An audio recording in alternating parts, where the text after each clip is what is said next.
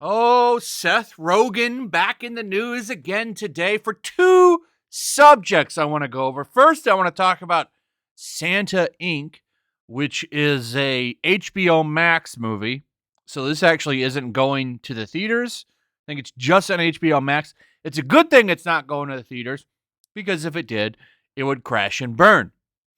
So this Santa Inc., I watched the trailer, and it's all about Sarah Silverman, who plays an elf, a female elf, wanting to become the next face of Santa, wants to be the next face of Christmas, the new Santa. Like, this idea has been done before, except this time the spin is that she's tired of all the Santas being white dudes. So now we're going to do a feminist Christmas. Yay! Because that's what everybody likes. And of course, it's got Seth Rogen, all of his jokes, which are pretty much just his laugh where he goes, so this is going to be shit. I don't want to spend too much time on this. I could trash this to hell, but it's like, it's just another thing making fun of white dudes. That's basically what it is. The real story here is Seth Rogen going viral yesterday, because all of you poor people need to just calm down and deal with it when it comes to your car being burglarized.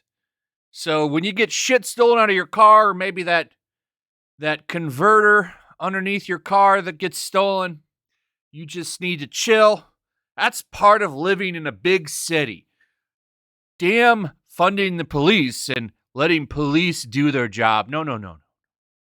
We don't need to worry about that. Instead, you just need to deal with it, broke loser. So talk about like the high point of privilege. This guy right here. He's responding to some stuff about crime. And he says, "Dude, I've lived here over 20 years. You're nuts. Haha, it's lovely here. Don't leave anything valuable in it. It's called living in a big city."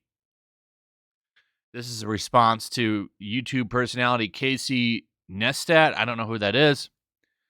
Who wrote on Wednesday, "So our cars got robbed this morning because Los Angeles is a crime-riddled third world shithole of a city," and expressed gratitude towards the LA Police Department for arresting the criminal and retrieving all of the stolen belongings. Of course, Seth Rogen, who feels bad for the criminals who got arrested, let them take your shit, basically. He's okay with it. Don't hurt those criminals. And then Casey says, "I can still feel mad though, right? I feel so violated." Seth says, "You can be mad, I guess. I don't personally view my car as an extension of myself, but I've never really felt violated any of the 15 or so times my car was broken into. Once a guy accidentally left a cool knife in my car, so it keeps happening. You might get a little treat." Now, he's such an industry shill. So this is what you get when you take away the Dave Chappelles. You get rid of the Dave Chappelles, you get this guy and a dumb laugh and his extensive privilege, by the way.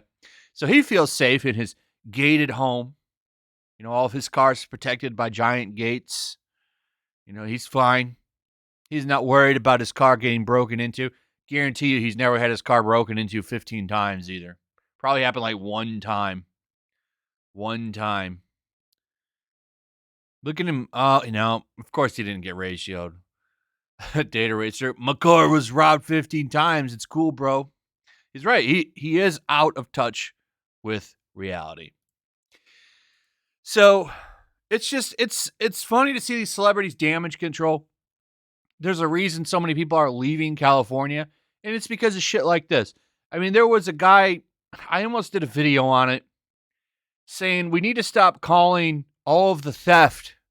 There's gang theft going, like gangs are mobilizing and hitting stores and then boosting the product and selling it because no one's getting in trouble. Like, you see all those videos of people like robbing pharmacies and all of this stuff.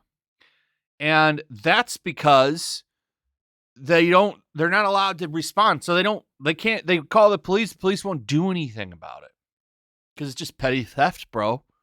So all these people are going in and looting stores. And what happens is people are talking about like, hey, these people are looters. And they're saying, don't call them looters. That's degrading. Like, that's their response. Let's have woke response. But Seth Rogen, let's get back to him. Now, the good thing here is that he did get dragged on Twitter. And a lot of people called him out, as they should. Got some of those responses right here. I, too, am unbothered when one of my many cars gets broken into. I just ask my assistant to get it all cleaned up and repaired. What's the big deal? This person pointing out the privilege of Seth Rogen right here. And he doesn't understand that. Like, of course he doesn't care if his car gets broken into. He can just buy a new one tomorrow if he wants to get rid of that dirty old broken into car. Here's another one right here. People talk about how this or that statement embodies privilege, and 95% of the time it's total bullshit. But this, yeah, that's true. Multi-millionaire celebrity explains to you why having your car broken into isn't a big deal, and you should just get over it. Why is it okay?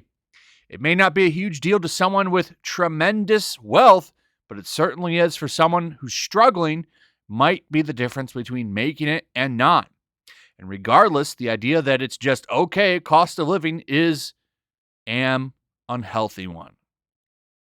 You just meant in, but there's no edit button on Twitter, so we'll go ahead and let that go.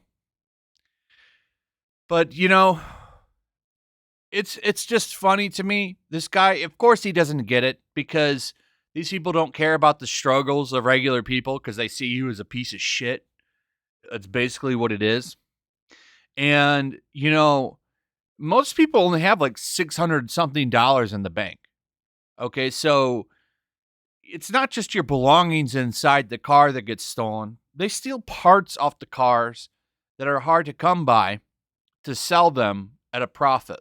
Well, I mean, I guess anything would be a profit if you're stealing it, but like they make, like, what is it? The catalytic converters. That's a big thing people steal. They'll steal, things off the car that'll make it not able to run.